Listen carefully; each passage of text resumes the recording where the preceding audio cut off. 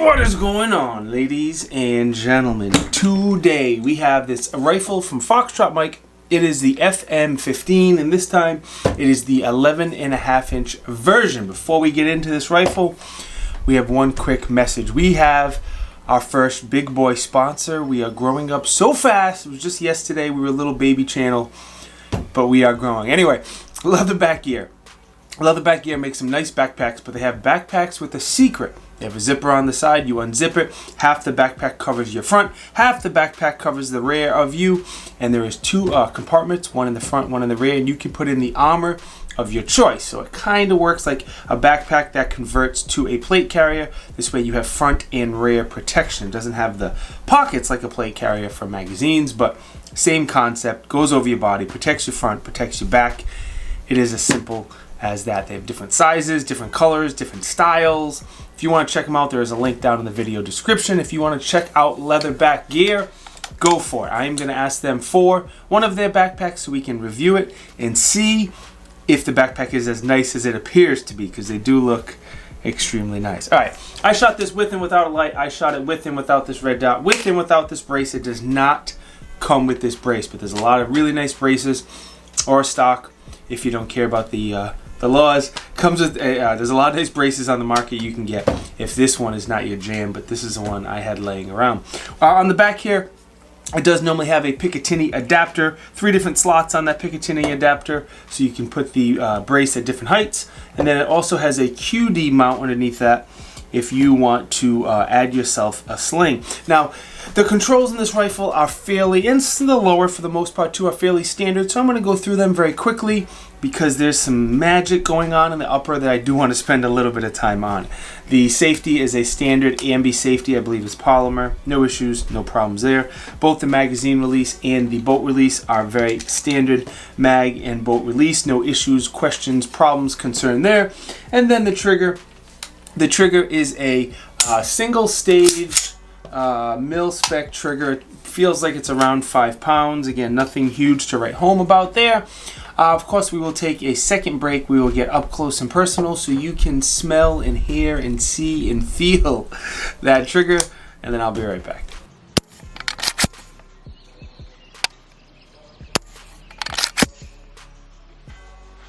One thing I did forget to mention is obviously it does not have a standard buffer weight, spring, tube, and all that stuff.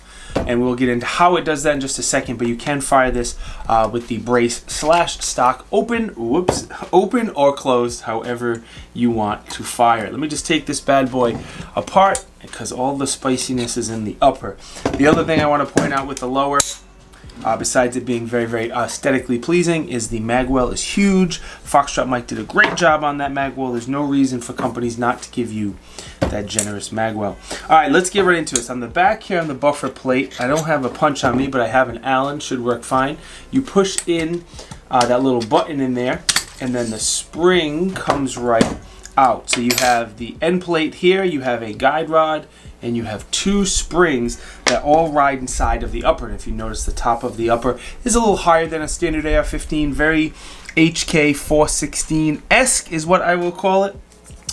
Side here is the charging handle.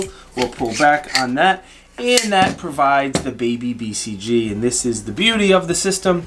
And while you are able to not have a buffer tube and buffer weight spring and all that jazz. So the carrier itself, obviously, this is gross. The carrier itself is a much smaller, not a standard BCG. The bolt is standard and the firing pin is standard. That is the beauty behind the system and why you can fire and shoot the way it is. And with the really small BCG, I think that's part of the reason this rifle shoots so nice, and a lot of rifles like this, like a piston gun for example, is you don't have as much mass coming back to the rear and buffer weight and spring and all that stuff, so it definitely shoots very, very nice. I mentioned the charging handle a little while ago. Is a couple of unique things. Most important for me, it is not reciprocating because that would absolutely suck. I would always grab it and that would hurt. You can also flip it around. There's just to stick an Allen down there, unscrew it. If you want it, see now it's curved up, you can have it curved down. And for you backwards lefty people, you can put it on the other side. Same idea, you can have it curved up or curved down, whatever way you want to curve. All right. Handguard. That's like the barrel is 11.5 inches. The handguard is 10.5 inches, which is great. I think aesthetically that looks fantastic. And again, if you're going to put any lights, lasers, doohickeys on here, it gives you a little bit more rail space on a very, very short rail. Speaking of that, the lockup on here is absolutely solid. You have 2 bolts that lock it up really tight, and you also, the handguard in the upper interface very well, and the lockup is absolutely solid. You do have quite a few M-lock slots on here. 1, 2, 3, 4, 5. 1, 2, 3, 4, 5, 6, 7 rows of 5 M-lock slots in each row. So you have a ton, and I like when companies put it on the half. There's no reason you shouldn't put the M-lock slots on the half. I do dig that. Now I'm going to roll in some footage from the last Foxtrot Mike rifle I reviewed, the 16-inch, because I want to show you the barrel nut and the gas block, and they're exactly the same, and you can make fun of me for it. I'm being lazy. What I want to point out is the barrel nut is huge. I think that's part of the reason the lockup is so good. Between the handguard and the barrel nut, they do a very, very good job on the lockup. It is a carbine length. This particular one is a carbine length barrel. The one you're seeing here probably is a mid-length one. One other thing that is the same is going to be the gas block. They actually do not use the normal set screws that most people do. They pin the gas block in there. And there's pros and cons to that. The pro is that the gas block's probably never going to come loose. It is a very, very solid lockup. The con is with a pin gas block, you do lose a tiny bit of accuracy. I don't care what the internet says. We have tested this many, many times. A pin gas block will have you lose a tiny, tiny bit of accuracy. That's just the way it is. All right, let's talk about the barrel. What else? It's a 223 Wild barrel. It has a 1 in 8 twist, 4150, and it comes with an A2 muzzle device. If you don't like that, you can easily change that out. All right, take a look at the dimensions here. The length you're looking at is without the brace, no brace on here. Same thing with the weight, the height, etc., etc. This is a AIM Surplus exclusive. If you want to get this full setup the way it is, minus the optic and the brace here, it is $7.99 at the time I'm making the video, and it's only available on the AIM Surplus website. You can get these uppers on the Foxtrot Mike website. They sell different products and they have different exclusives with different companies. All right, testing. I'll try to keep it short for you guys. I put a little over 500 rounds through this rifle. We did have one malfunction, but I don't really blame the rifle. I more blame us. So we were doing a lot of running and gunning before I put the brace on. We set up a bunch of barrels. We'd run to the barrels. The person would have to tell you what exercise to do, get out of breath, and pop up and do some shooting, hit targets, whatever. It was, you're trying to surprise and confuse the other person as much as possible. And as we were running, I threw the gun on the ground in some sand, and a ton, and I didn't realize how much, but a ton of sand got in there, covered the BCG, got inside the chamber really bad. There was a ton of it in there, and I couldn't knock that round out. So it was a failure to extract, and we couldn't get the round out at all. We had to get a wooden dowel and whack that thing really, really good to get the dowel out. Once I cleaned all of the sand out of there and re-lubed the gun up, it was good to go. It was fine. So for me, I'm going to blame that on the sand more than the gun, but we are always upfront and honest. All right, so the rest of the shooting we did besides that ton of running and gunning, I had about 5 or 6 different friends shoot this. It's unique. They saw it, they wanted to shoot it, and I love getting other people's opinion on it. One of my friends is a beast. I don't remember the name of his company, but I'll put it up here on the screen. He was shooting this thing one-handed at 50 yards. That was kind of cool. We did a bunch of shooting with barricades, a bunch of shooting on, in, around, on top of, on the side of barrels, and then just a bunch of planking. Different planking, different drills, conceal carry, no, transitions, hitting steel, stuff like that. You get the point. We shot around a little over 500 rounds. And damn, I need an ammo sponsor. I shoot too much. All right, through all that, let's talk about the pros. Biggest pro for me is going to be the unique gas system on this gun. You get the advantages of a piston gun, that it shoots so soft, and the reliability of a gas gun. So you kind of the best of both worlds in a way. And I think Foxtrot Mike did a great job developing that system. I like how you can shoot it. It can easily accept braces and stocks that are foldable, and you can shoot it with that stock or brace open or closed. Charging handle is also dope.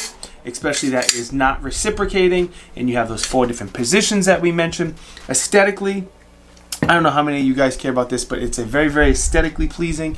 It's simple, it's clean, it does not have a ton of markings, but the lines are, she's very sexy. She's a good looking gun. And then the Picatinny rail on the back of the lower is good as well. Very, very standard, and there's a ton of options for braces.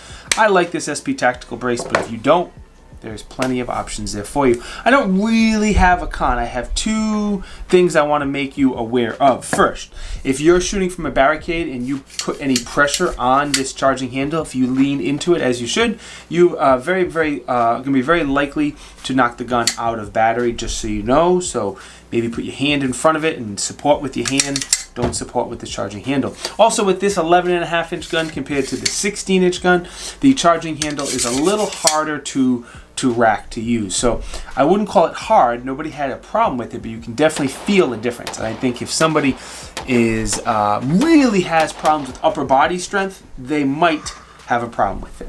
All the guys that I shot did not, but if somebody's really upper body strength isn't there, it may be an issue, like a kid or something like that.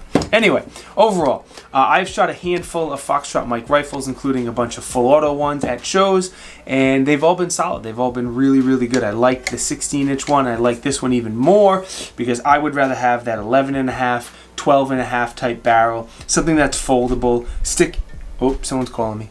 Stick in my bag, stick in my car, do whatever I need to do. I like that. It's big enough to reach out far, and it's small enough for in the house CQB type stuff. So anyway, before you go, let me quickly thank Foxtrot Mike for sending me this rifle for review. It is greatly, greatly appreciated. Let me remind you of the sponsor of the video, Leatherback Gear. The link is down in the video description. The links to my Facebook and Instagram channel are also down in the video description. If you want to know what reviews I'm working on right now in real time before the reviews come out on YouTube, the links are down there if you want to give me a follow. Most important, thank you, boys and girls, for watching. It is greatly, greatly appreciated. If you think I deserve it, click that like button. I can't speak. Drop a comment. Subscribe to the channel. If you really love me, enable the bell notifications. All those things help me out, and I truly appreciate it. I will see you guys next time. Peace.